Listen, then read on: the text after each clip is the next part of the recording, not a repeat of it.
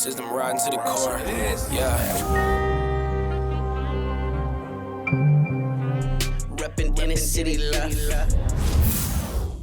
This is the Inner City Left broadcast. Today is Friday, July 25th. I am Amin TMK alongside Emoja Lil Tanky Sumler. Emoja, hello. Happy Friday. How are you doing? We survived the week. We survived it so far. So that's got to at least be a positive. I mean, these hot ass DC days, man. No telling, man. You can't take survival as a given, man. Why does DC have to be hotter than Puerto Rico? I don't want. Shit be blowing my mind, bro. When my little homies from the South be visiting, they be like, God damn, this shit is impressive. Motherfuckers from Mississippi, man. Louisiana, man. Arkansas, they like, damn, it's hot. You know, you think that the South got it on lock, but the swamp, man. Woo, the swamp endures. Yeah, that's a fact. And I'm against it. But yeah, this is what it is. As you can see, I'm kind of getting a little color here and there. That's what happens when you're out in the sun. But anyway, I digress. I'm not going to go through my skincare routine. 70% of people are vitamin D deficient, though. I didn't know if you knew that. So get some sunlight with some sunscreen while you can, because of habitable summers is coming to an end soon. Anyway, I digress. But you're having a good Friday, at least. Man. You know, not in the Catholic sense of the word. But oh, right. Well said and well done. Well done. Okay, let's talk about Russia, Ukraine. Let's talk about the special military operation. And let's have a discussion about this. Something going on right now in Kyiv. And I don't know how well it's going to go. I don't know how real it is. But here, protests.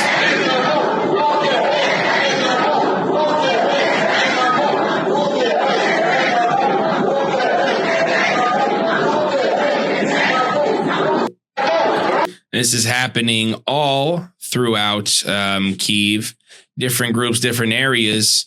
Seems like it's going down. Not exactly sure, but let's take a look at that. You're just snickering. It's hilarious. This is maybe what you're snickering at, and some people are talking about. This is from Boca SRB. Congratulations for the new Maidan in Kyiv at a rally at the Ivan Frank Theater. The number of people continues to grow. According to the Ministry of Interior, at least 40,000 protesters took to the streets of Kyiv in 2 days. People saying Zelensky should raise up the white flag. What are your thoughts on this? What do we know about this? Give us some context. So a couple of things. It's not just 40,000, okay? It's been going on for days. This has been at least the third or the fourth day that organically all of these protests have risen up. And it's not just in Kyiv. It's happening all over Ukraine, right? And this is what we've been telling you at Inner City Left, right? Here's the thing. When did this really pop up? It popped up when Zelensky, the undeclared president for life, unilaterally, I shouldn't say that, because he went to the Ukrainian parliament, which are all the people that he's, kept to stay there. And they invalidated this control mechanism, a watchdog mechanism on all the money that they're getting from the United States and from Europe and all of the suckers all over the world that have been contributing to the Keep Ukraine in the Fight Fund. That money, even though it's been incredibly like the corruption in Ukraine is truly on a level that's hard to describe. You would think anything I told you that you would think it was a joke. I mean, the people, who bought the most Bugattis last year? Ukrainians. Like, right? Not like they woke up in a brand new Bugatti. You know what I'm saying? Like, the corruption is on a level that is hard to quantify to the average American. But here's the thing. The West was willing to let him be corrupt and to siphon off the top because it was good business. But they wanted to watch. They wanted to see where the money was going.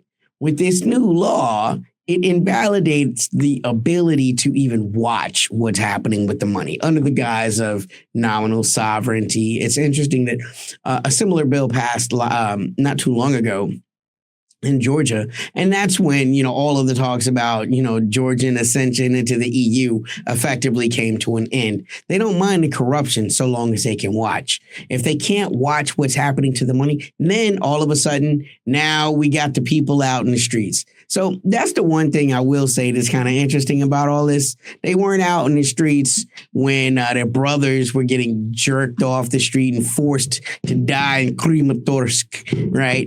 They weren't in the streets when, like Mulan, when, the recruiter guy kicks in the door and is like, your 45-year-old dad has to go and die in Mariupol, right? No one's in the streets for that. But as soon as it's like the money's fucked up, all of a sudden, and the joke is, on day one, the cardboard, everybody had them all written in. But by day 3, they was all typed out. It's almost like a Maidan is happening. And here's the thing. Here's the real important lesson for Kyiv, for Ukraine, but also for Zelensky at large, because he doesn't understand this pattern. They give you everything that you think you want and they destroy you in this way. He can do 2 of these 3 things. He can keep the money, he can keep the power, or he can live, right? He can do 2 of these 3 things. He can give up all the money that him and his cronies have stolen, and maybe he'll be able to just keep the power and live. He can keep the money that him and all his cronies have stolen, give up power, and he can live. That's it. But he can't keep all the money, right? Keep all the power and be the president for life and live. I mean, the fact of the matter is, it looks very ominous for him. And if I was him, I would be looking to do my little Juan Guaido dip as soon as possible. Be the government in exile somewhere in Europe that'll host them. Probably England or America. And America's not in Europe, but I know what you mean. Right, in the West, right? In the West. That's really the best swan song that's left for him. It looks like his days in Kyiv are numbered. He's taken all of the money. His military has not delivered the results. It's actually embarrassed the West. They've raided the West. The West is pretty much without weapons. I mean, the West is lower in weapons now than they've been in quite some time. And Ukraine was always meant to just be a feint. It was not meant to be the real move, but now they've all got sucked in. And it's not just America. America and by proxy, NATO, which is all of Europe, essentially, have been sucked in. And Ukraine is becoming a resource drain that's destroying the whole might of the organization simply because of a sunken cost fallacy. But more and more people are tapping out. Trump was like, oh, we're going to donate these weapons to NATO and NATO is going to pay for them. But France has said they're not going to pay for these weapons. Italy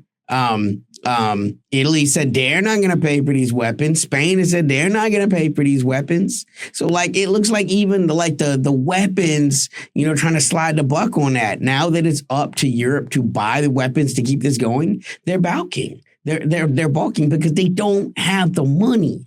But more than that, they don't have the political will. This is something that the leadership class has kind of forced on all of Europe and all of America. But the regular people just honestly, we don't care, And, Zelensky went from being a man that was going to be the man of the year on time. He was nominated for a Nobel Peace Prize. He was the man of the year. Remember, they lightened his eyes. He had the blue eyes on there. Right. Little Frank Sinatra action. But when you look at him in the photos now, they doing different things, man. He's sad Arthur in the face, man. Or he's scary Eastern Ukrainian,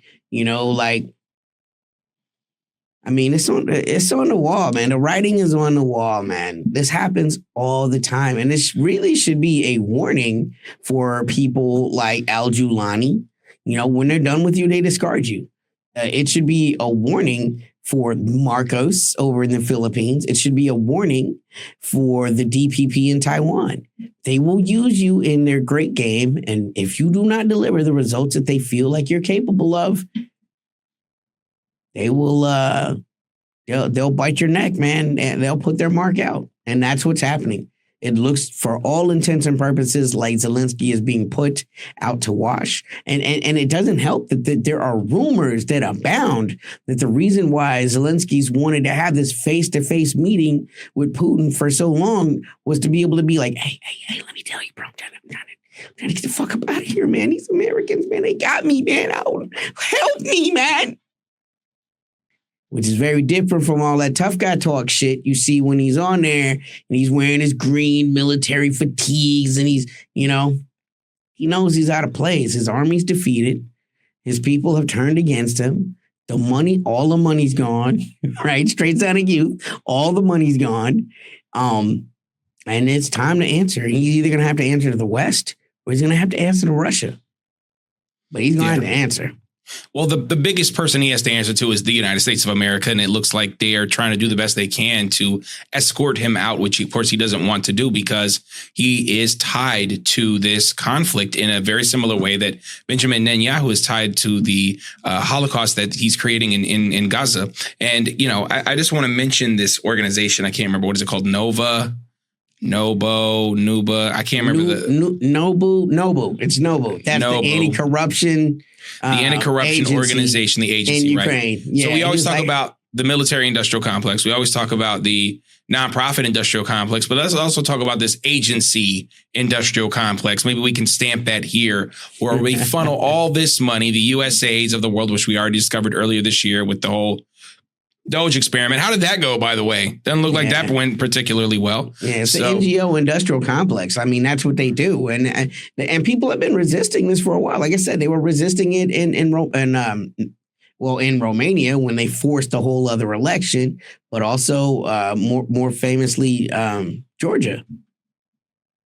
Yeah, so this is something that the United States is doing. And what do they want to do when they don't have a foot in, when they don't have a way in? They destabilize. This is what America is accustomed to doing. So now, because they don't sort of have the proper containment on Zelensky, well, look what they're trying to do. They're trying to destabilize it again. America doesn't have that many plays. They don't have that many schemes, They like to work on the same schemes over and over again in just different ways.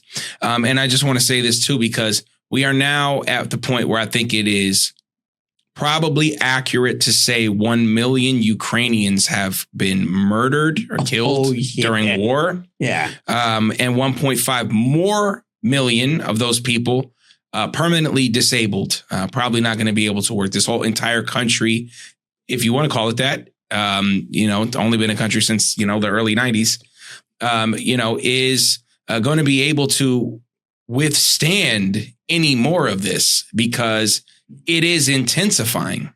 So, yeah, go ahead. Yeah, in many ways, the only way this works is if your country comes out successful in the conflict, right? Like I think about, as a Gen Xer, Iran had this type of demographic strain after 10 years of war with a Western supplied Iraq, right? Where they lost almost 1/10 of their population, but they came out with this super strong Iranian identity and they against all had resisted, right? And it helped them to create this identity where we are now. The difference is Ukraine is in a total defeated state kind of posture. They can't be proud. They didn't. I mean, there weren't that many people helping the Iranians resist, right? They kind of did that on their own.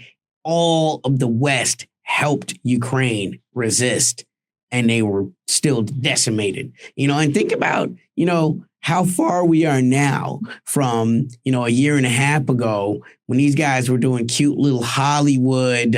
We laugh at them all the time. The little shh, don't tell the Russians where we are. Little Tom Cruise Mission Impossible skits. You know what I'm saying? With the secret, the special force Ukrainians, look out, all that shit is gone. Those boys have been whipped. They have been decimated.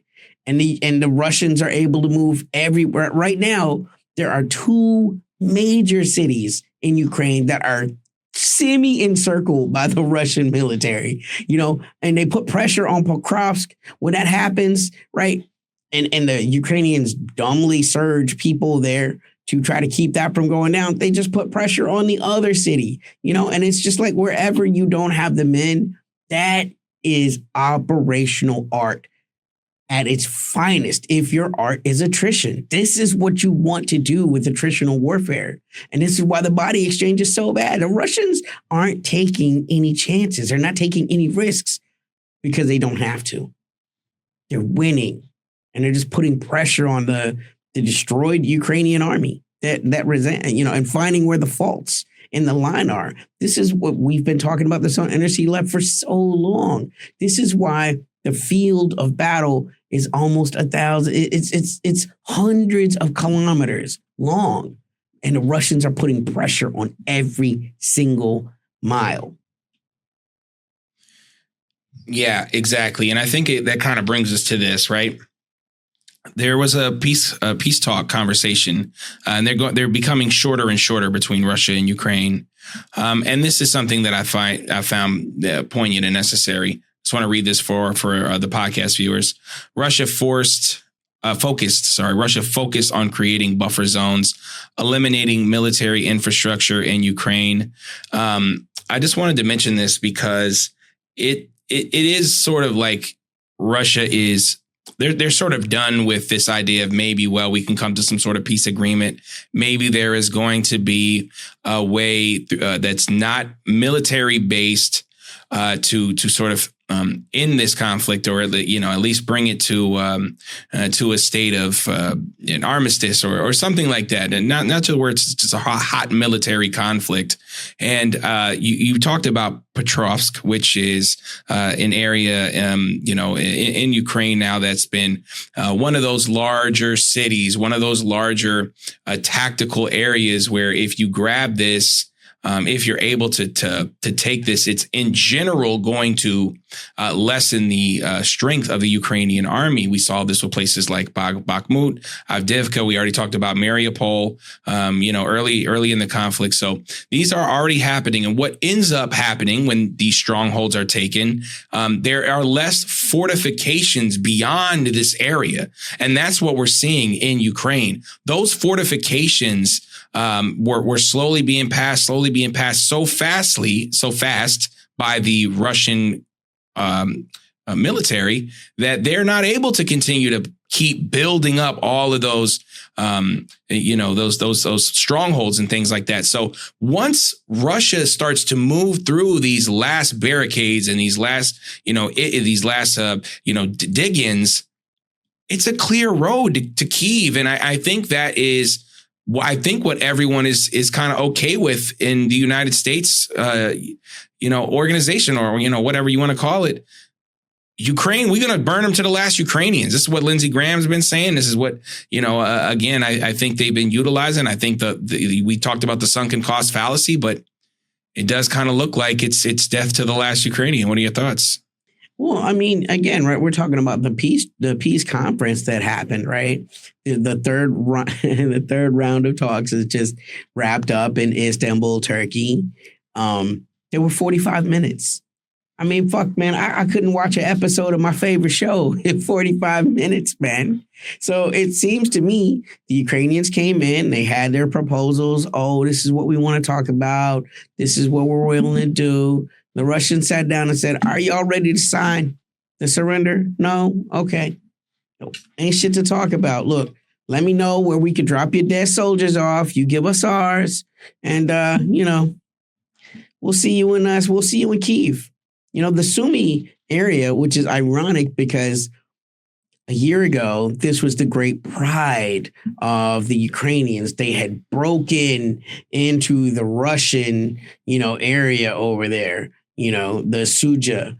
But now that's all gone, and the Russians have pushed back. They've gotten all of their territorial that was gains that the Ukrainians had. They've pushed all that back. And now it's a big, like you said, a dagger pointed straight at Kyiv. That if they were to choose to blitz, it would be very difficult for the Ukrainian army to do anything because they're already committed. What are they going to do? Completely abandon the Donetsk, right? Like, so now, I mean, that's it. They're in a place where they're very close to a checkmate, and Russia has handled this absolutely like a game of chess.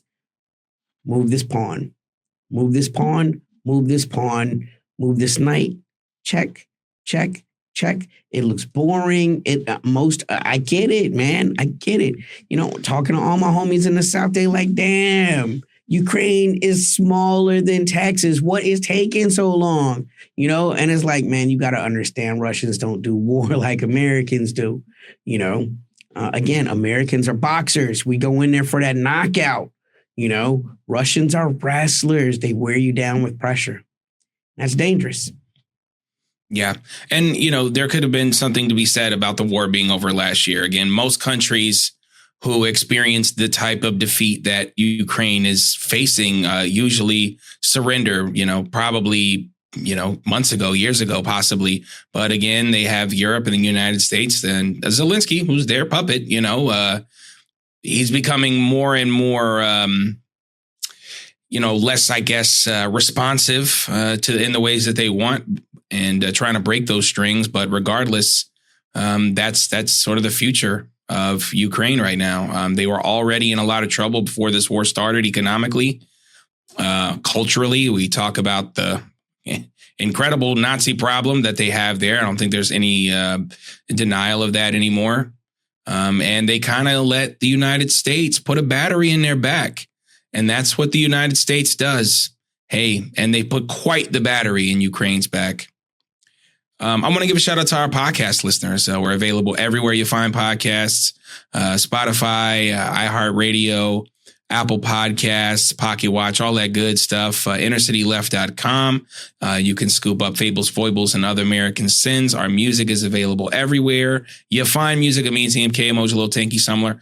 Like, subscribe, comment. Guys, we're kind of pushing up here on the 700 subscriber mark. That's what we want to get to. I love to have it sort of by Tanky's B-Day, which I know is coming up soon. So, yeah, Patreon.com/InnerCityLeft. Our community continues to grow, and it's a beautiful and wonderful thing to see. I am humbled. I really am to see the support that we get from our listeners and people that just so often, and they're like, oh, what are you looking for? When you support Inner City Left, and it's like, we just want to support the creators, and that means a lot to us. It really does. Tanky, anything we missed? Thoughts, any thoughts or suggestions for this wonderful weekend, hopefully that we'll be having, where it's not thunderstorms and choose your collapse. Joy. Choose your joy wherever you can find it. In a world that wants to take your joy, one of the most radical things you can do is let yourself have that love. Choose your joy. Yeah, great statement. Weekend time. Let's enjoy it. For Emoji Little Tanky Summer, I'm Amin TMK. This is the Inner City Left broadcast. Peace. City Love. System riding to the core. Yeah. Reppin' in the city left.